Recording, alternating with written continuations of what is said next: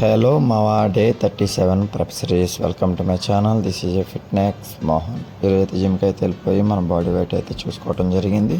చూసుకున్న తర్వాత మన వర్కౌట్ వచ్చేసి లెగ్ వర్కౌట్ చేస్తూ కూడా మీకు ఒక ముచ్చట అయితే నేను చెప్పాలనుకుంటున్నాను.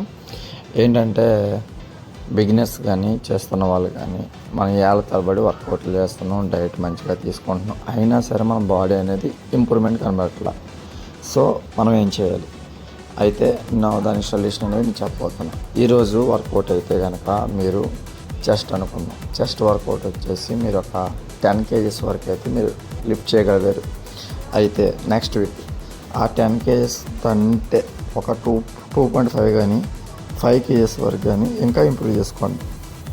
అంటే 10 వరకే చేసిన మీరు 15 కానీ 12.5 కానీ మీరు లిఫ్ట్ చేయటం అలవాటు చేసుకోండి. అలా వీక్లీ కొంచెం వెయిట్ అనేది మీరు వెయిట్ కానీ పెంచుకోవటం కానీ మీరు ఇంప్రూవ్ చేసుకుంటే మీ బాడీ అనేది మంచిగా డెవలప్మెంట్ మీకు కనబడుతూ ఉంటుంది. సో అలా చేసుకొని మీ బాడీని మంచిగా ఇంప్రూవ్ చేసుకోండి.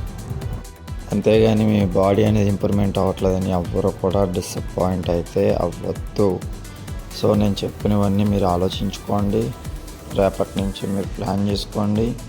ప్లాన్ చేసుకున్న తర్వాత 1 వీక్లో మీరు రిజల్ట్ అనేది మీకు 1 వీక్ అవ్వదు కానీ ఒక 1 మంత్ అయితే మీరు అలా చేయండి. సో అలా చేయటం వల్ల మీకు ఇంప్రూవ్మెంట్ కనబడుతుంది. సో మీరైతే ఇంకా లైట్ అయితే చేయకండి, నేను చెప్పినట్టు ఫాలో అయిపోండి.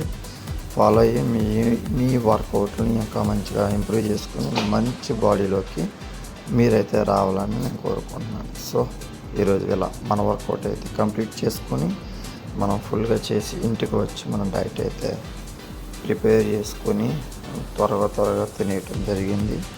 ఎందుకంటే వర్కౌట్ చేసి ఈరోజు అలసిపోయి తినేసిన తర్వాత మన ఇంకో వర్కౌట్ ఉంది. ఏంటంటే స్టెప్స్ వాకింగ్ అయితే మిగిలిన స్టెప్స్ అయితే నేను కంప్లీట్ చేయడం జరిగింది. సో మరిన్ని వివరాల కోసం నా ఛానల్ని మీరు